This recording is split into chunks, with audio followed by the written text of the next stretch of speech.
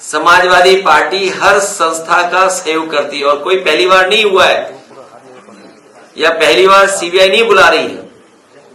याद करो नेताजी और हमारे परिवार को कितने दिन सीबीआई के अंडर रहना पड़ा। अगर आप राजनीति कर रहे हैं और पीडीए के लिए आप लड़ाई लड़ रहे हैं तो इन सब चीजों का सामना करना पड़ेगा। इसीलिए मैंने कहा कि भारतीय जनता पार्टी इस समय सबसे ज्यादा कमजोर है, सबसे ज्यादा कमजोर स्थिति में है।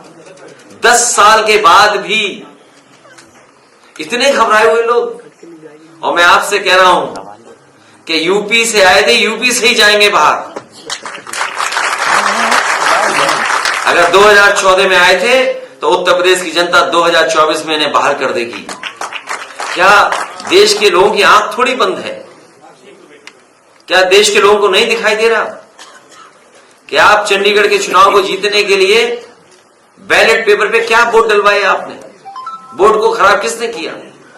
अगर बैलेट से वोट ना पड़े होते और सीसीटीवी कैमरा ना होता तो वो भारतीय जनता पार्टी की चोरी और वोट की डकैती पता नहीं लगती।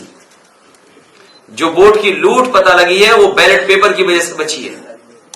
क्या देश की जनता नहीं देख रही है कि हिमाचल में एक मुख्यमंत्री को एफआईआर लिखानी पड़ रही है? क्या ये परिस्थितियां आपने कभी पहले देखी होंगी? तो ये जो चीजें आप देख रहे हो, समन आना चुनाव से पहले, ये भारतीय जनता पार्टी के प्रकोष्ठ की तरह काम करते हैं। और आपसे बेहतर कौन जानता है? आपके कई चैनल हैं जो बिक गए, इन्हें भी सीबीआई आई थी एक जमाने में। हम लोगों ने संकल्प लिया है कि पीडीए परिवार को बढ़ाने का काम हम लोग लगातार बूथ स्तर पर करेंगे। जिस तरीके से भारतीय जनता पार्टी संविधान और लोकतंत्र की धज्जियां उड़ा रही है, जिस तरीके से कभी मंथन हुआ था, समुद्र मंथन, उसी तरीके से 2024 में संविधान मंथन होने जा रहा है। लड़ाई उनके बीच में है।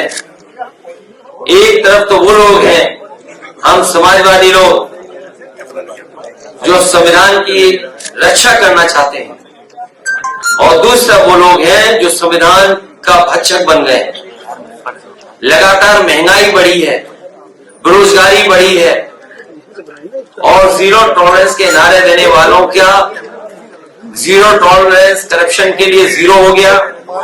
Zero tolerance law and order में नारा देने वालों का लॉ एंड ऑर्डर जीरो हो गया। देश में सबसे ज्यादा असुरक्षित महिलाएं, बेटियां अगर कहीं हैं तो वो उत्तर प्रदेश में, उत्तर प्रदेश की सरकार में, डबल इंजन की सरकार ने जो सपने दिखाए थे निवेश के, कि डिफेंस एक्सपो में इतना निवेश आएगा, देश के और बड़े बड़े उद्योगपतियों को बुला करके इन्वेस्टमेंट मीट की। ग्राउंड ब्रेकिंग सेरेमनी के बाद भी जमीनी हकीकत यह है कि जमीन पर इन्वेस्टमेंट नहीं उतरा है। इस सरकार को हटाने के लिए हमारी पार्टी के सभी कार्यकर्ता, जिम्मेदार नेता तैयार हैं। आने वाले चुनाव में भारतीय जनता पार्टी का सफाया होगा।